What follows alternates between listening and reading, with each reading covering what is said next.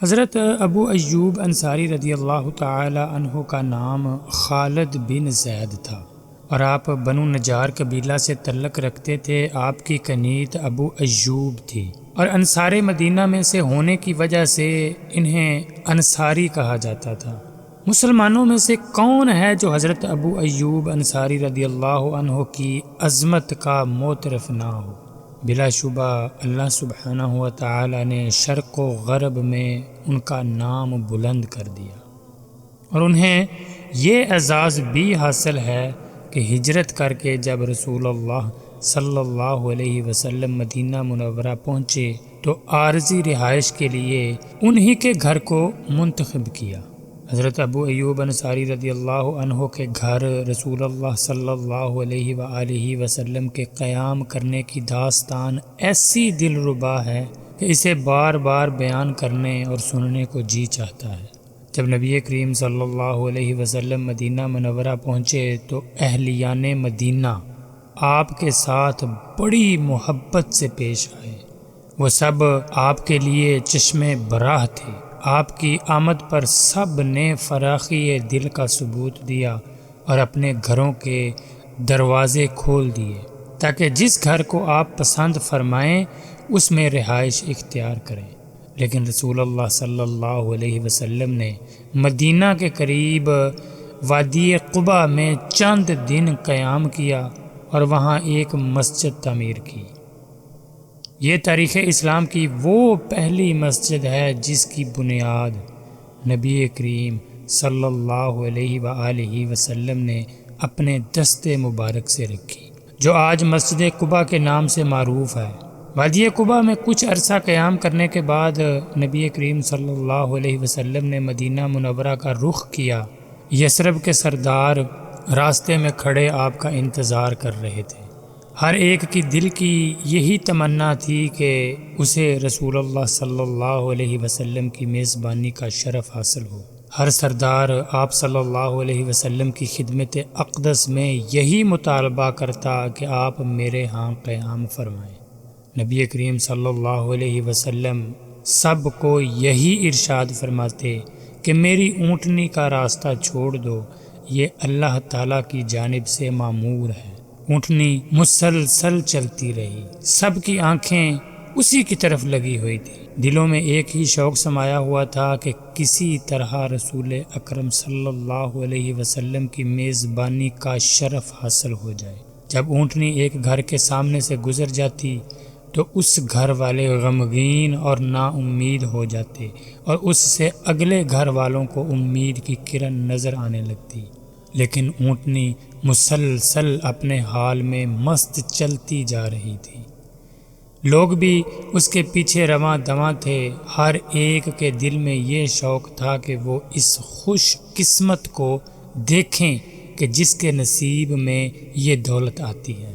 ہوا یہ کہ اونٹنی حضرت ابو ایوب انصاری رضی اللہ تعالی عنہ کے گھر کے سامنے کھلی فضا میں بیٹھ گئی، لیکن رسول اللہ صلی اللہ علیہ وسلم اس سے نیچے نہ اترے۔ تھوڑی ہی دیر میں وہ اٹھی اور دوبارہ چلنے لگی، اور رسول اللہ صلی اللہ علیہ وسلم اس کی لگام تھامے ہوئے تھے۔ پھر جلدی ہی دوبارہ اسی پہلی جگہ پر آ کر بیٹھ گئی۔ اس موقع پر حضرت ایوب رضی اللہ تعالی عنہ کا دل خوشی سے باغ باغ ہو گیا۔ فوراً رسول اللہ صلی اللہ علیہ وسلم کو خوش آمدید کہا اور اتنے خوش ہوئے گویا دنیا کے خزانے ہاتھ لگ گئے ہوں۔ آپ کا سامان اٹھایا اور اپنے گھر کی طرف چل دیے۔ حضرت ابو ایوب انصاری رضی اللہ عنہ کا گھر 2 منزلہ تھا۔ بالائی منزل کو خالی کر دیا گیا تاکہ رسول اللہ صلی اللہ علیہ وسلم اس میں قیام فرمائیں، لیکن نبی کریم صلی اللہ علیہ وسلم نے رہائش کے لیے نچلی منزل کو ترجیح دی۔ حضرت ابو ایوب انصاری رضی اللہ تعالی عنہ نے آپ صلی اللہ علیہ وسلم کے حکم کی تعمیل کرتے ہوئے جہاں آپ صلی اللہ علیہ وسلم نے رہنا پسند فرمایا وہیں انتظام کر دیا۔ جب رات ہوئی رسول اللہ صلی اللہ علیہ وسلم بستر پر لیٹ گئے تو حضرت ابو ایوب انصاری رضی اللہ عنہ اور ان کی اہلیہ بالائی منزل پر چڑھے گئے۔ لیکن فوراً خیال آیا کہ افسوس ہم کیا کر بیٹھے، کیا ہمارے آقا رسول اللہ صلی اللہ علیہ وسلم نیچے آرام کریں گے اور ہم اوپر؟ کیا ہم رسول اللہ صلی اللہ علیہ وسلم کے اوپر چلیں پھریں گے؟ کیا ہم رسول اللہ صلی اللہ علیہ وسلم اور وحی کے درمیان حائل ہوں گے؟ یہ تو آپ کی خدمت اقدس میں گستاخی ہے، ہم تو تباہ ہو جائیں گے۔ دونوں میاں بیوی انتہائی حیران و پریشان تھے، کچھ سجائی نہ دیتا تھا کہ اب کیا کریں۔ دلی سکون جاتا رہا اور پریشانی کے عالم میں دیوار کے ساتھ لگ کر بیٹھے اسی غم میں ڈوبے رہے اور اس بات کا خیال رکھا کہ وہ کمرے کے درمیان نہ چلیں۔ جب صبح ہوئی تو حضرت ابو ایوب انصاری رضی اللہ عنہ نے نبی کریم صلی اللہ علیہ وسلم کی خدمت اقدس میں عرض کی، یا رسول اللہ صلی اللہ علیہ وسلم، بخدا آج رات ہم دونوں رات بھر جاگتے رہے، ایک لمحہ بھی سو نہ سکے۔ آپ صلی اللہ علیہ وسلم نے دریافت فرمایا، کیوں؟ عرض کی، یا رسول اللہ صلی اللہ علیہ وسلم، ہمارے دل میں احساس پیدا ہوا کہ ہم چھت کے اوپر ہیں اور آپ نیچے تشریف فرما ہیں۔ ہم دیوار کے ساتھ چمٹ کر بیٹھے رہے کہ اگر ہم چھت پر چلیں گے تو چھت کی مٹی آپ پر پڑے گی جو آپ کو ناگوار گزرے گی، اور دوسری بات یہ ہے کہ ہم آپ اور وحی کے درمیان حائل ہو گئے ہیں۔ یہ باتیں سن کر رسول اللہ صلی اللہ علیہ وسلم نے ارشاد فرمایا، ابو ایوب، غم نہ کرو، نیچے رہنا میرے لیے آرام دہ ہے، کیونکہ ملاقات کی غرض سے کثرت سے لوگوں کی آمد و رفت ہے۔ حضرت ابو ایوب انصاری رضی اللہ تعالی عنہ فرماتے ہیں، ہم نے رسول اللہ صلی اللہ علیہ وسلم کا حکم مان لیا، لیکن ایک رات ہمارا مٹکا ٹوٹ گیا اور پانی چھت پر بہہ گیا۔ میں اور میری بیوی جلدی لحاف سے خشک کرنے لگے کہ کہیں یہ پانی نیچے ٹپک کر رسول اللہ صلی اللہ علیہ وسلم تک نہ پہنچ جائے۔ جب صبح ہوئی تو میں رسول اللہ صلی اللہ علیہ وسلم کی خدمت اقدس میں حاضر ہوا۔ میں نے عرض کی، یا رسول اللہ صلی اللہ علیہ وسلم، میرے ماں باپ آپ پر قربان ہوں، مجھے اچھا نہیں لگتا کہ میں اوپر رہوں جب کہ آپ نیچے تشریف فرما ہوں۔ پھر میں نے رات مٹکا ٹوٹنے کا واقعہ بھی سنا دیا۔ آپ صلی اللہ علیہ وسلم نے میری التجا کو قبول فرما لیا۔ آپ بالائی منزل میں جلوہ افروز ہونے پر رضا مند ہو گئے اور ہم نچلی منزل میں منتقل ہو گئے۔ نبی کریم صلی اللہ علیہ وسلم تقریباً 7 مہینے تک حضرت ابو ایوب انصاری رضی اللہ عنہ کے گھر میں قیام پذیر رہے۔ اتنے میں اس خالی جگہ پر مسجد تعمیر ہو گئی جہاں آپ صلی اللہ علیہ وسلم کی اونٹنی بیٹھی تھی۔ رسول اللہ صلی اللہ علیہ وسلم ان حجروں میں منتقل ہو گئے جو آپ کی رہائش کے لیے تعمیر کیے گئے تھے۔ اس طرح آپ صلی اللہ علیہ وسلم نے بھی ان سے بے حد پیار کیا اور ہمیشہ ان کے گھر کو اپنے گھر جیسا سمجھا۔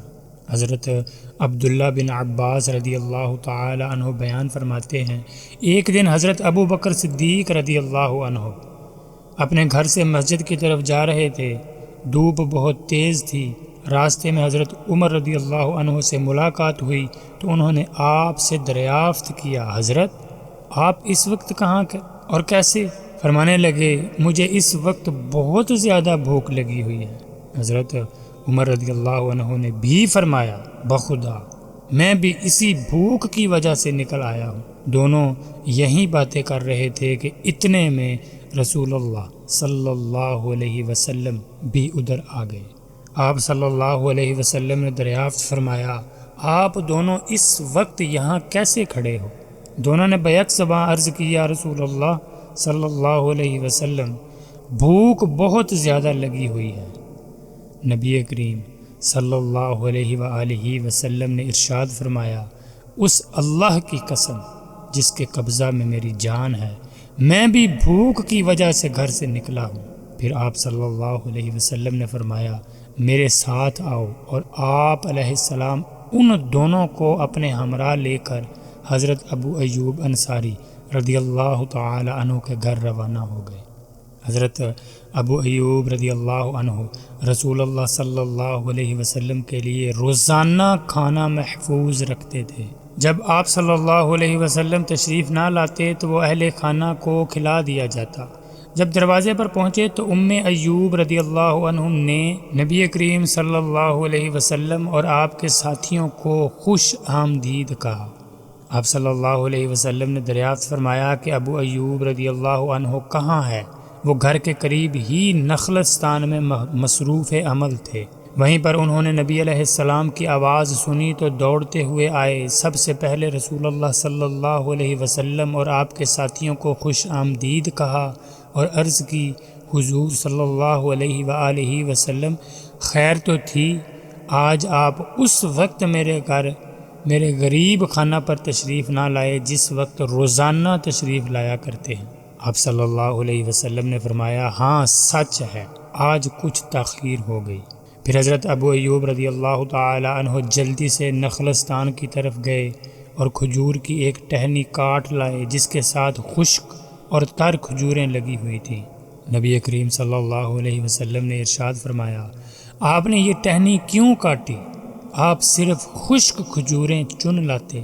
تو حضرت ابو ایوب انصاری رضی اللہ عنہ نے عرض کی، یا رسول اللہ صلی اللہ علیہ وسلم، میرا یہ جی چاہتا ہے کہ آپ ہر طرح کی کھجور تناول فرمائیں، ابھی میں آپ کے لیے ایک جانور بھی ذبح کرتا ہوں۔ تو پھر آپ صلی اللہ علیہ وسلم نے ارشاد فرمایا، دیکھیے دودھ دینے والا جانور ذبح نہ کرنا۔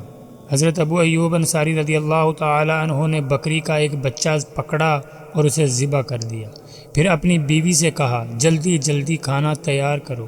بیوی روٹی پکانے میں مصروف ہو گئی اور خود نصف گوشت کا سالن پکایا اور نصف گوشت خشک بھون کر تیار کی۔ جب کھانا تیار ہو گیا تو نبی کریم صلی اللہ علیہ وسلم اور آپ کے ساتھیوں کے سامنے لگا دیا گیا۔ سب سے پہلے رسول اللہ صلی اللہ علیہ وسلم نے گوشت کا ایک ٹکڑا لیا اور روٹی پر رکھ کر ارشاد فرمایا، ابو ایوب رضی اللہ عنہ، یہ میری بیٹی فاطمہ رضی اللہ تعالی عنہا کے پاس لے جاؤ، کئی دن سے اسے اس طرح کا کھانا نصیب نہیں ہوا۔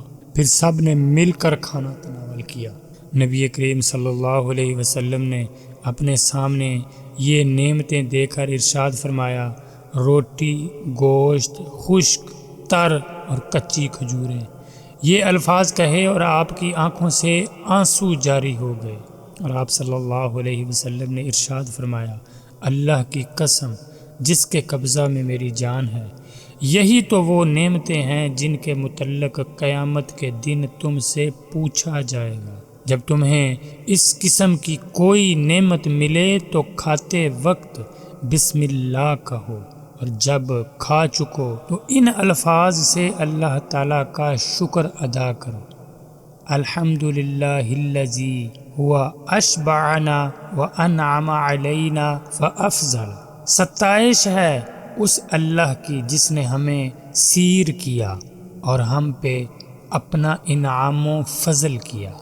اس کے بعد رسول اللہ صلی اللہ علیہ وسلم نے حضرت ابو ایوب انصاری رضی اللہ تعالی عنہ سے ارشاد فرمایا، کل ہمارے پاس آنا۔ رسول اللہ صلی اللہ علیہ وسلم کی یہ عادت مبارکہ تھی کہ جب بھی کوئی شخص آپ سے حسن سلوک سے پیش آتا تو آپ صلی اللہ علیہ وسلم بھی اس کا بہتر بدل دیتے۔ لیکن حضرت ابو ایوب انصاری رضی اللہ تعالی عنہ کو رسول اللہ صلی اللہ علیہ وآلہ وسلم کا ارشاد سنائی نہ دیا، تو حضرت عمر رضی اللہ عنہ نے انہیں بتایا کہ نبی کریم صلی اللہ علیہ وسلم آپ کو یہ حکم دے رہے ہیں کہ کل تم نے آپ صلی اللہ علیہ وسلم کے پاس آنا ہوگا آپ کو۔ تو حضرت ابو ایوب رضی اللہ عنہ نے کہا، رسول اللہ صلی اللہ علیہ وسلم کا حکم سر آنکھوں پر۔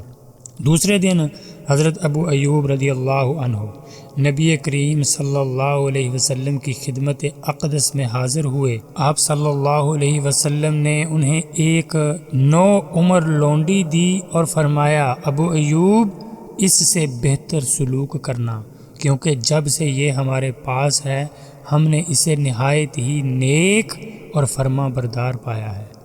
جب حضرت ابو ایوب انصاری رضی اللہ تعالی عنہ واپس گھر تشریف لائے تو ان کے ساتھ وہ لونڈی بھی تھی۔ جب اسے آپ کی بیوی ام ایوب نے دیکھا تو دریافت کیا، ابو ایوب یہ کون ہے؟ تو آپ رضی اللہ عنہ نے بتایا کہ یہ رسول اللہ صلی اللہ علیہ وسلم نے ہمیں بطور تحفہ عنایت کی ہے۔ تو وہ بولیں، تحفہ عنایت کرنے والے کتنے عظیم ہیں اور تحفہ کتنا عمدہ ہے۔ انہوں نے یہ بھی بتایا کہ رسول اللہ صلی اللہ علیہ وسلم نے ہمیں اس کے ساتھ بہتر سلوک کرنے کی تلقین فرمائی ہے۔ تو بیوی نے دریافت کیا کہ ہم کیا کریں کہ اور کس طرح رسول اللہ صلی اللہ علیہ وسلم کی وصیت پر عمل کریں؟ تو حضرت ابو ایوب انصاری رضی اللہ عنہ نے فرمایا، میرے خیال میں تو رسول اللہ صلی اللہ علیہ وسلم کی وصیت پر اسی صورت میں عمل ہو سکتا ہے کہ ہم اسے آزاد کر دیں۔ ان کی بیوی فوراً بولیں، آپ نے بالکل درست سوچا، اللہ تعالیٰ آپ کو توفیق عطا فرمائے۔ پھر اسے آزاد کر دیا گیا۔ یہ تو حضرت ابو ایوب انصاری رضی اللہ تعالی عنہ کی زندگی کا زمانہ امن میں ایک درخشاں پہلو ہے۔ اگر زمانہ جنگ میں آپ کی زندگی کے بعض کارنامے ملاحظہ کریں تو آپ حیران رہ جائیں گے۔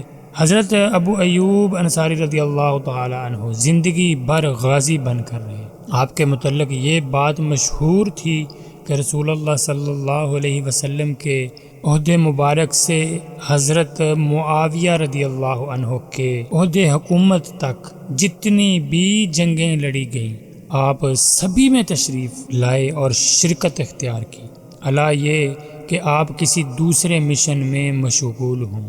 آپ رضی اللہ تعالی عنہ کی آخری جنگ وہ ہے جس میں حضرت امیر معاویہ رضی اللہ عنہ نے اپنے بیٹے کی قیادت میں ایک لشکر قسطنطنیہ روانہ کیا۔ تو اس وقت حضرت ابو ایوب انصاری رضی اللہ تعالی عنہ عمر رسیدہ تھے، لیکن اس کے باوجود آپ لشکر اسلام میں بخوشی شریک ہوئے اور اللہ کی راہ میں سمندر کی موجیں چیرتے ہوئے آگے بڑھتے گئے۔ دشمن کے مقابلہ میں ابھی چند دن ہی گزرے تھے کہ حضرت ابو ایوب رضی اللہ تعالی عنہ بیمار ہو گئے۔ بیماری نے ایسی شدت اختیار کی کہ آپ لڑائی میں شریک نہ ہو سکے۔ سپہ سالار لشکر آپ کی تیمارداری کے لیے آئے اور دریافت کیا کہ کوئی خواہش ہو تو فرمائیں۔ آپ رضی اللہ تعالی عنہ نے یہ ارشاد فرمایا، لشکر اسلام کو میرا سلام کہنا اور مجاہدین سے کہنا کہ ابو ایوب رضی اللہ عنہ کی تمہیں وصیت ہے کہ دشمن کی سرزمین میں پیشے قدمی کرتے ہوئے آخری حد تک پہنچنا اور میری لاش کو اپنے ساتھ اٹھائے لیتے جانا اور مجھے قسطنطنیہ کی دیوار کے نزدیک دفن کرنا۔ یہ الفاظ کہے اور اللہ سبحانہ و تعالی کو پیارے ہو گئے۔ لشکر اسلام نے رسول اللہ صلی اللہ علیہ وسلم کے اس جلیل القدر صحابی کی تجویز منظور کرتے ہوئے دشمن پر پے در پے حملے کیے، یہاں تک کہ قسطنطنیہ کی دیواروں تک پہنچے اور وہاں تک پہنچنے میں کامیاب ہو گئے۔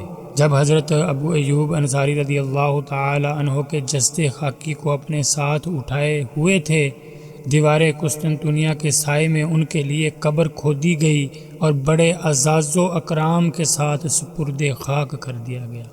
اللہ سبحانہ و تعالی حضرت ابو ایوب انصاری رضی اللہ عنہ پر رحم فرمائے۔ آپ نے اللہ سبحانہ و تعالی کی راہ میں غازی کا کردار ادا کرتے ہوئے جہاد فی سبیل اللہ کی خاطر تیز ترار گھوڑوں پر اس وقت بھی سواری کی جب آپ کی عمر 80 سال تھی۔